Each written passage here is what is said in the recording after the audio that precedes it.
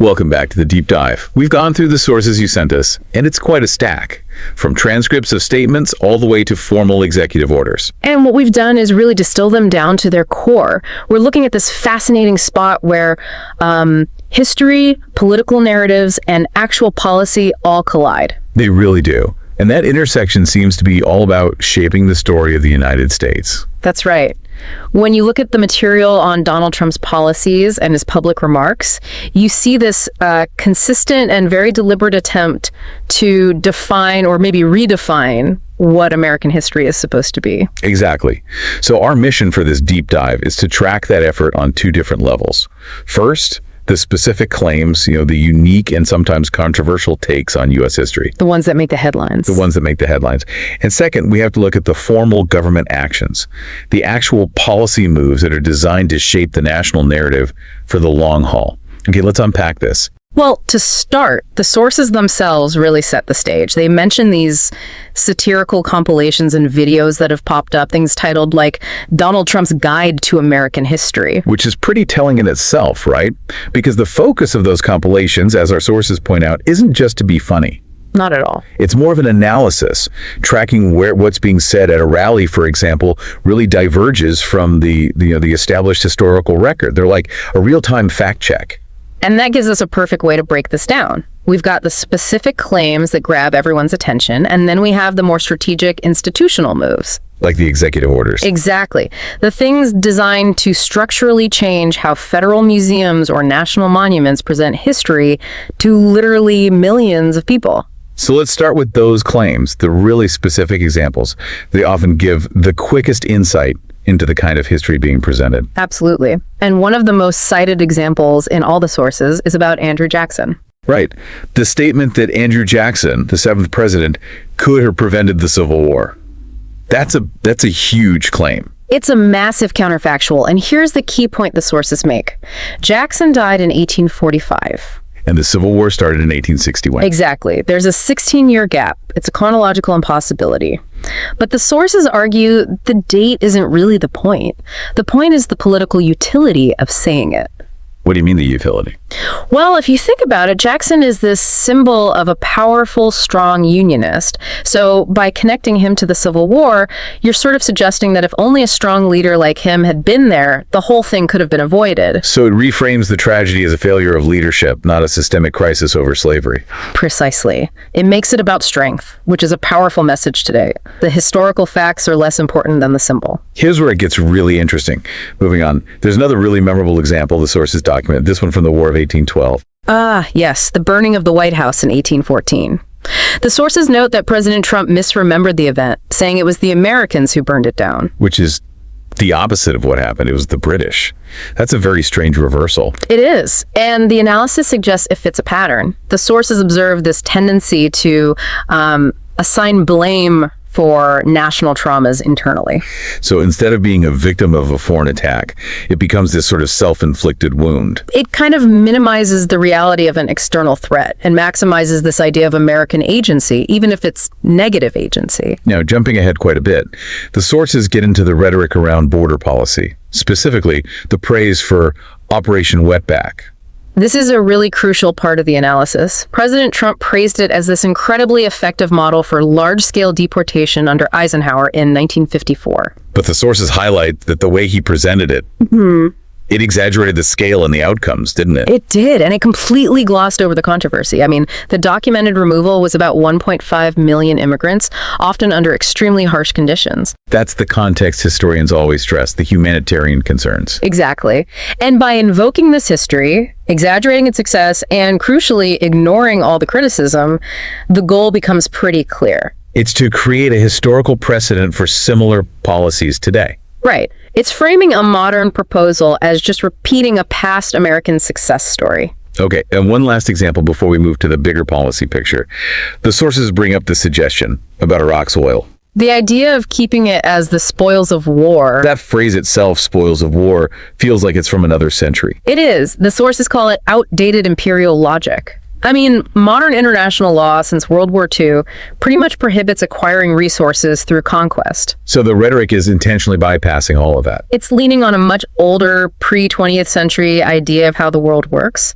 Again, it all comes back to this theme of projecting uncompromising strength, regardless of modern rules or even facts. So if we pull these threads together, Jackson, the White House, Operation Wetback, the spoils of war, the pattern the sources identify is really clear. It's the consistent use of history as a tool to communicate present-day strength. Even if the historical details themselves are, let's say, flexible, the symbol is more important than the facts. And that's the perfect transition, because that mindset is exactly what informs the formal policy action we need to talk about next. We're moving from just words to a government-wide attempt to institutionalize this version of the past. Which brings us to March 2025. This is where, according to the sources, things move from speeches to actual federal policy. That's when Executive Order 14253 was signed. Now, for anyone listening, an executive order isn't just a suggestion. It's a directive that has the force of law for federal agencies. This is a serious tool. It is. And the title of this one tells you everything you need to know about its intent. It's called Restoring Truth and Sanity to American History. That title alone, it implies that what federal agencies are doing now is untruthful or insane. It sets up a conflict right from the start, and the order's main goal is to go after what it calls revisionist narratives. So anything that challenges a very specific, positive view of the American past. Exactly, and it's not vague. It specifically names its targets. Institutions like the Smithsonian and the National Park Service. Why them? Why are they so critical? Because they are the public-facing memory of the nation. The Smithsonian is a global authority. The Park Service controls the stories told at every single national monument and battlefield. If you control them, you control how millions of people encounter American history every year. You control a curation of public memory. That's the goal. The vision is to replace what they see as overly critical narratives with one that emphasizes America's extraordinary heritage. A focus on celebration, then. Pure celebration. It's about prioritizing virtue and minimizing or just excluding the more complex or difficult parts of the story. And the sources say this wasn't just words on paper, there were actual projects planned. Oh, yes. The order called for specific outputs. One was a series of videos timed for the country's 250th anniversary. A moment of high national reflection. Perfect timing to get that message out. And the other big one, the most physical symbol of this policy, was the plan for a National Garden of American Heroes. A literal monument. Literally setting this preferred narrative in stone by celebrating figures who fit that extraordinary heritage story. If we connect this back to what you said earlier about Jackson being a symbol of strength, it makes perfect sense that the policy would then focus on celebrating heroes. The consistency is the key takeaway. If we connect this to the bigger picture, the whole philosophy, both in the statements and the policy, boils down to one thing: an invocation of American greatness. You know, it's interesting. The sources make a subtle point here that while greatness is always the theme, there's rarely a deep dive into the actual philosophies of, say, the Founding Fathers. That's a great point. It's all about their symbolic power, not their complex debates. The only specific comment the sources noted was that joke about being able to beat Washington and Lincoln. So it's the symbol of greatness, not the substance. And that's why this attempt to formalize one single narrative has become so divisive. The sources really capture two completely opposite reactions. What are they? Well, on one side, you have the critics. They see Executive Order 14253 as basically an attempt to sanitize history. To remove the inconvenient truths. Exactly, to create a feel-good story that ignores complexity.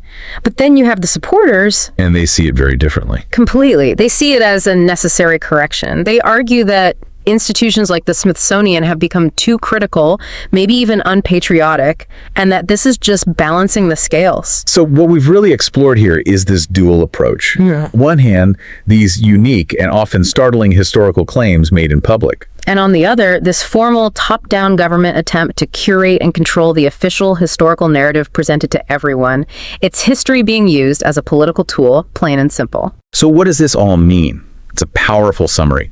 We've seen the specific, surprising examples, the Jackson claim, the White House burning. But maybe more importantly, we've looked at the huge policy implications of Executive Order 14253. An order that tries to make a narrative of extraordinary heritage the official story at our biggest cultural institutions. And that very intervention forces us to think about a core tension here. The order explicitly targets so-called revisionist narratives. So you have a government effort to define what historical truth is. Which leaves you, the listener, with a final thought to mull over. History isn't static, right? It's a constant process of re-examination and new discoveries. It's always being revised. That's what historians do. So what happens? What are the long-term consequences? When a political push for one single positive story enforced by policy collides with that professional need for critical re-examination. What assumptions are we making about the nature of truth itself when we use policy as the tool to define it for an entire nation? A critical tension indeed. Thank you for joining us for this deep dive. Have you ever stopped to think that when you walk through a national museum, the story you're seeing isn't, the only story? Right. It's the one someone decided you should hear. History is always curated. Yeah. And that curation, well, it's an exercise in power. Today, we are looking at one of the biggest federal attempts in a long time to really dictate that narrative from the very top. We're doing a deep dive into the source material on Executive Order 14253. This thing is a direct intervention into how the government presents the American past. Yeah. So, okay, let's unpack this. And our mission here really is to get past the headlines and decode the actual tangible instructions in this document. Exactly. This order, it was signed by President Donald Trump back on March 27, 2025. And the official title is Restoring Truth and Sanity to American History. Truth and sanity. Yeah, and it's not just some vague policy statement. It's a detailed operational manual. It's designed to realign everything from the Smithsonian to the National Park Service. It's an instruction manual for changing the historical landscape. And the scope is it's huge. It covers the entire federal cultural footprint. We're not just talking about one museum or one park. Not at all. We're talking about the whole Smithsonian Institution. It's 19 museums, all the education centers, the research facilities, and this one's a bit odd, the National Zoo. Right. These are the engines that shape how millions of people see history every year, and they're all under this new directive now. So let's follow the money. That's usually the best place to start. The first tool this executive order uses seems to be financial leverage, right? Yeah. Specifically against the Smithsonian. It's the sharpest tool in the box, for sure. The directive uses budgetary control as its enforcement mechanism. How so?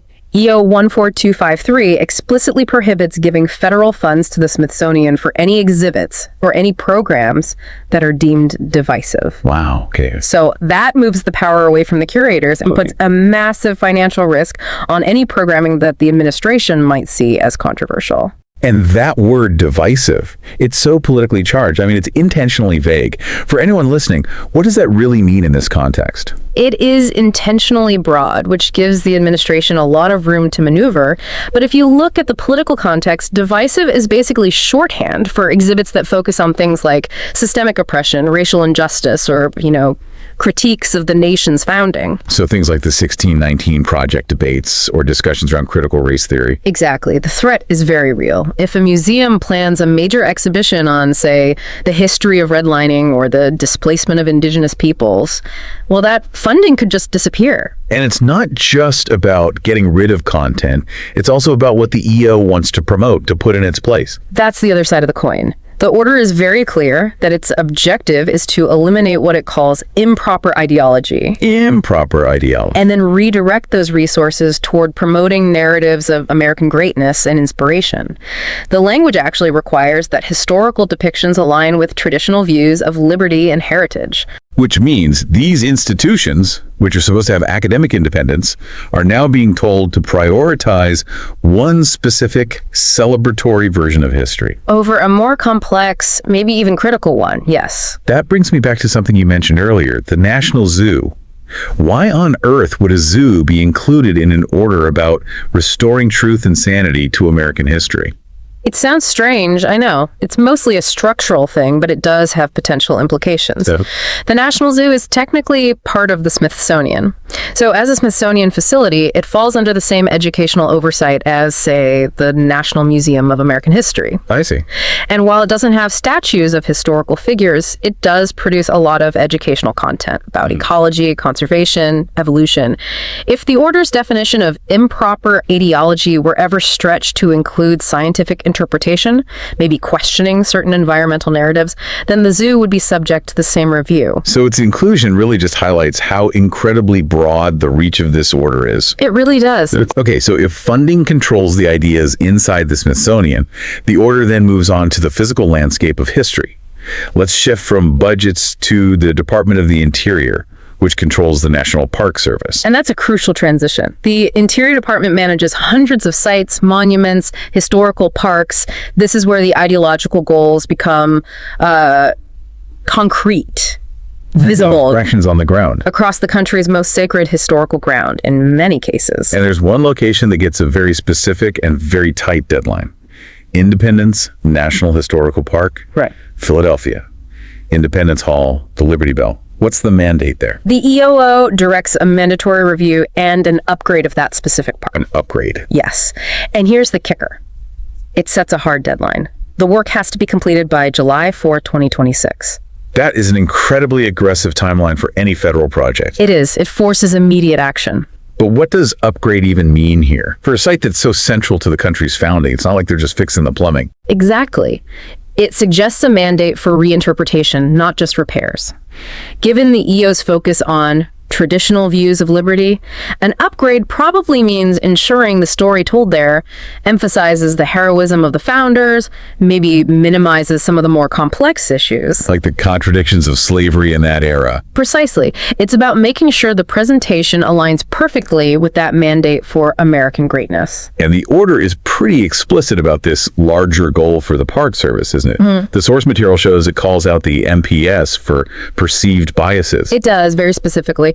The order is built on the assumption that the current narrative from the federal government, especially the MPS, is unbalanced. It suggests Park Service interpretation is currently tainted by improper ideology. And it needs to be reoriented toward the administration's definition of truth. That's the core idea. And this is where the rubber really meets the road, because it directly wades into the monument debate that was all over the news a few years ago. This isn't about building new statues, it's about forcing the return of old ones. That's right. This section is a direct reaction to the removal and alteration of public monuments that we saw, especially in 2020 and 2021. So what's the mechanism? The EO mandates scrutiny over any monument, memorial, or statue that was altered since January 1st, 2020.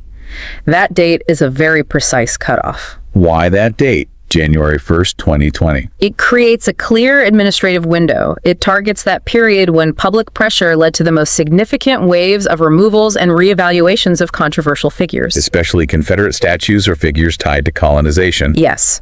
By setting that marker, the order is basically saying anything that was done to a monument since this date is now subject to federal review and possible reversal. And what triggers that reversal? What's the criteria for deciding an alteration was wrong? The standard is specific. An alteration is scrutinized if it inappropriately disparages Americans past or living, including those from colonial times. That is incredibly broad language. Inappropriately disparages. It is. It covers everyone from the 17th century to today. So if a park added a plaque to provide more context about a colonial figure's involvement in the slave trade, that could easily be seen as inappropriately disparaging and trigger a review. Let's focus on the final step, the action item. If a review finds a violation of that disparagement rule, the order doesn't just suggest a change, it demands something concrete. It demands reinstatement. This is maybe the most tangible power in the whole document. So explain that. If the review decides a statue or a plaque was removed or changed for reasons the EFU calls false reconstruction of history or partisan ideology, the order demands that those installations must be reinstated. The language is mandatory. They have to be restored to how they were before. That feels unprecedented in modern times, isn't it? The federal government directly overriding decisions made by the local managers of these sites, the Park Service staff, historical boards, and forcing them to put objects back. It's a huge shift from federal oversight to really federal dictate on historical presentation. It moves beyond just managing budgets for interpretation. It's curating the physical reality of our historical sites. Exactly. It's using the power of the executive branch to essentially reverse the outcome of some very intense cultural debates that played out over the last few years. So let's pull these two big ideas together. You have the funding restrictions on the Smithsonian, and you have this mandatory reversal of monument changes. What's the overall effect of EO 14253 supposed to be? The overarching goal is a top-down realignment of national memory, specifically on federal property. The order wants to shift the focus toward a more unifying, celebratory narrative of American greatness. It does that by 1, punishing institutions for divisive content, and 2, creating a mechanism to physically reverse recent historical critiques. It's an attempt to administratively enforce traditional views of liberty and heritage. And for you, the person listening, the person who visits these sites, why should you care about a deep dive into an executive order? Because it fundamentally dictates the history that you consume. When you walk into a Smithsonian museum, the kind of exhibit you see, or just as important, the one you don't see, is shaped by this order. And when you visit a national park, the statues you see, the words on the plaques, that entire interpretation is now subject to a mandated shift away from complex critique and toward a very specific, prescribed, celebratory view. It's the government making a structural decision about what is acceptable national memory. So to quickly recap the core mechanics of this deep dive into Executive Order 14253, we've got the financial restrictions on the Smithsonian for anything deemed divisive. Right. We have that incredibly specific deadline for Independence National Historical Park, July 4th, 2026. A very tight deadline. And finally, that mandated review and potential reinstatement of monuments altered since January 1st, 2020. Which brings us to a final thought for you to consider. Given that the EO's goal is to align historical depictions with traditional views of liberty and heritage, just think for a moment about the figures and events that were most debated around 2020. What specific statues or plaques might be most affected by this mandate to reinstate things that were removed for false reconstruction of history or partisan ideology? That's a powerful question. History is always a conversation about what we choose to remember and what we choose to set aside. This order is a government intervention that compels a specific choice. And the question for you is, when the federal government dictates that memory, how does that change our ability as the public to engage critically with the past? That's something to explore next time you walk past a national statue. Welcome to the Deep Dive. This is the show built for you, the learner who really needs the core knowledge, the critical context, and the facts pulled straight from the source material. Today, we're cutting through a lot of noise. We have a stack of sources here, historical analyses, fact checks, commentary, all focused on where some public statements about the American Civil War have, well, deviated from the accepted history. Exactly. And our mission today is a deep dive into that. The goal isn't just to, correct a date here or a place there. It's to understand the power of a historical story. And how quickly that story can become detached from the facts. Right. Why do these claims about the past, especially about something as huge as the Civil War, get so twisted? We're going to pull out the key factual nuggets and then look at the pattern that shows up. It really highlights how a simple, compelling story can take hold, even if the facts underneath it are completely wrong. Okay, let's unpack this. We're starting with a really big one, a major chronological error that got a lot of attention during the Trump presidency. The idea that Andrew Jackson, one of the most, consequential presidents of the 19th century, could have somehow prevented the Civil War. It's a compelling alternate history fantasy, isn't it? Our sources detail this idea, which was expressed pretty clearly back in 2017. And it suggested that Jackson, the seventh president, not only had the toughness, but also the foresight to stop the conflict before it even happened. And the claim had this, emotional angle to it. It wasn't just a hypothetical. No, not at all. It was framed as Jackson being really angry about the whole thing, seeing no reason for the war. Which paints the war as this, avoidable problem, just a failure of leadership or negotiation, not the result of these massive, entrenched societal issues. So that brings us right to the timeline. I mean, if the argument is that Jackson could have stepped in and stopped it, the first thing you have to do as an informed learner is just check the dates. And this is where the entire premise it collapses. What's fascinating here is the size of the gap. Andrew Jackson, the man who was supposedly going to save the Union in 1861, he died in 1845. 1845. That is the date to hold on to. Right. The Civil War starts in 1861. So Jackson was gone, completely out of the picture for a full 16 years before Fort Sumter. It's not like he was just old or retired. He was just absent, chronologically absent from the entire lead up. Exact. Okay, but let me just play devil's advocate for a second here, because this is where the argument can get tricky. Couldn't someone say, well, it's not about the literal date, it's about his spirit of strong federal power, that's all metaphorical. And that's a fair question. It's what historians have to deal with when these things come up. But if you look at what Jackson actually did when he faced a huge crisis... You're talking about the nullification crisis. The nullification crisis, 1832-33. He showed he was absolutely willing to use the military to enforce federal law to stop South Carolina from leaving the Union over tariffs. He literally threatened to hang his own vice president, John C. Calhoun. I mean, that's the toughness people are talking about. Absolutely. The historical record shows he was the firmest defender of the Union up to that point. But, and this is the important part, the crisis he dealt with was about tariffs. It's related, but it's a very different economic and legal problem. Right. You can't just project that same toughness forward 16 years and pretend the core issue hadn't changed. So the mistake isn't just mixing up a date. It's ignoring the entire political revolution of the 1850s, which was all about slavery. Precisely. For you, the learner, understanding those 16 years between 1845 and 1861, that's everything.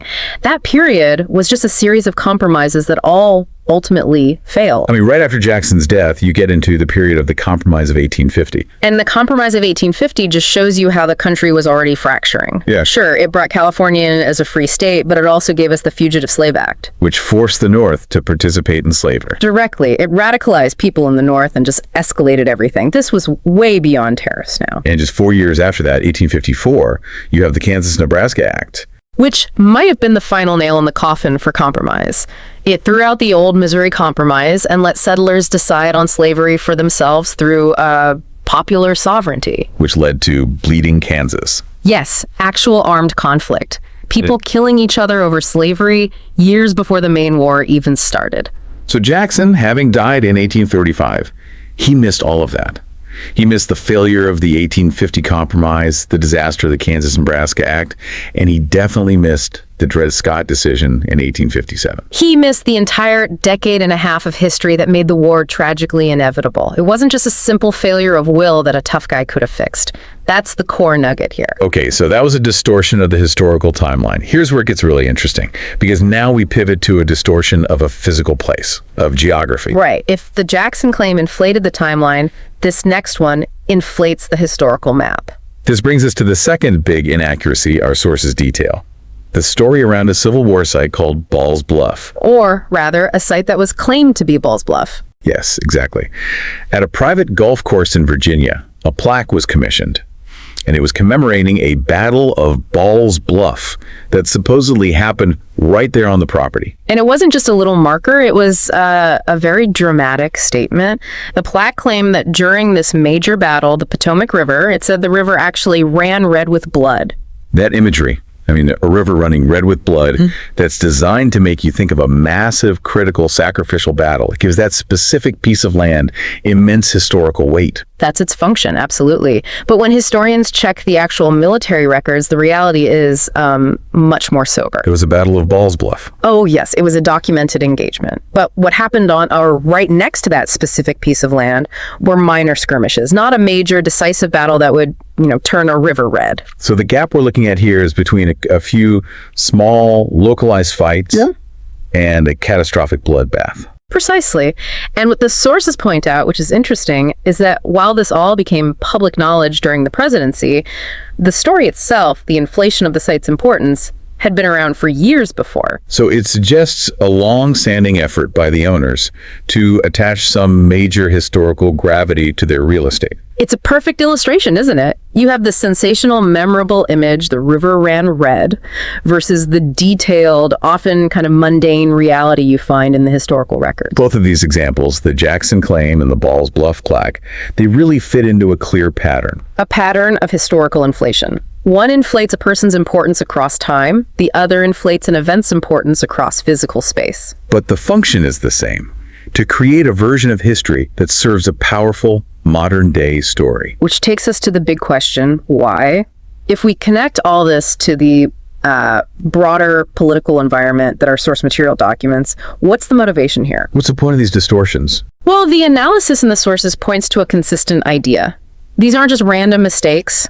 They reflect a pattern of reinforcing a very specific worldview. Okay. The claim about Jackson, for instance, it connects directly back to an admiration for his so-called toughness, for his decisiveness as an executive. So the actual history is sort of secondary. The history has to be bent so that Jackson can become an avatar for the idea that, strong leaders can solve incredibly complex structural problems just through sheer will. Exactly. And that leads to a really crucial piece of context that our sources all stress. These specific inaccuracies, they didn't happen in a vacuum. Right. They were happening amid this just sheer volume of claims being tracked by fact checkers at the time. Yes. Our source material, and it cites detailed fact-checking reports, it emphasizes that these historical misstatements were just too logged among over 30,000 documented instances of false or misleading statements during that first term. We have to be clear here, we're just reporting what the fact checkers' data showed. Absolutely. This is just relaying the data contained in the sources, strictly neutral, but that volume is the context. And it tells you something really important as a learner. When the volume of messaging is the top priority, historical accuracy, checking a date, confirming a location, that can easily be sacrificed for narrative impact. If historical accuracy is just another data point competing for attention, well, accuracy often loses. So what does this all mean? For you, the listener, who's just trying to stay informed and see the difference between real history and, narrative-driven spin. I think the synthesis is this. When you hear a big, emotionally charged historical claim, especially one that connects some admired figure to solving a huge problem, Or links a piece of property to some incredibly dramatic event. Exactly. Your first line of defense is actually the simplest one. You just have to check the chronology and the geography, check the dates, and check the maps. Did Andrew Jackson die 16 years before the war started? Yes. So the whole premise is chronologically impossible. Did the Potomac River run red with blood at that specific spot? No. The documented history says minor skirmishes. And once you establish that simple, factual bedrock, the whole political or personal story built on top of it loses its foundation. You go from just accepting a good story to actively asking, okay, why was this distortion useful? What purpose did it serve? That's a perfect way to put it. Let's just quickly review the two core takeaways for everyone listening. First, Andrew Jackson died in 1845. That's 16 years before the Civil War began. Any talk of his direct intervention is just historically impossible. And second, the Battle of Ball's Bluff at that location was, in reality, a site of minor skirmishes. It was not a massive battle that turned a river red with blood. The story inflates the facts to create significance. These two examples are they're such a good demonstration of why you have to go back to the fundamentals, the dates and the maps. And the application for you is pretty clear. If you see historical stories being used to justify or criticize something happening today, to promote an idea of what a tough leader should be, for example, you have to question how precise that history is. Absolutely. A willingness to bend the past usually suggests a very strong desire to control the narrative in the present. Well said. And that brings us to our final provocative thought for you to take away and maybe explore a bit on your own. If Jackson wasn't there, and the years between 1845 and 1861 were filled with these failed compromises, the Compromise of 1850, the Kansas-Nebraska Act, what was the key failure in those 16 years that finally pushed the country past the point of no return? What made the war truly inevitable? That's the timeline to explore for the real origins of the conflict, a really essential piece of context. That's it for this deep dive. Stay informed, stay curious, and we'll catch you next time.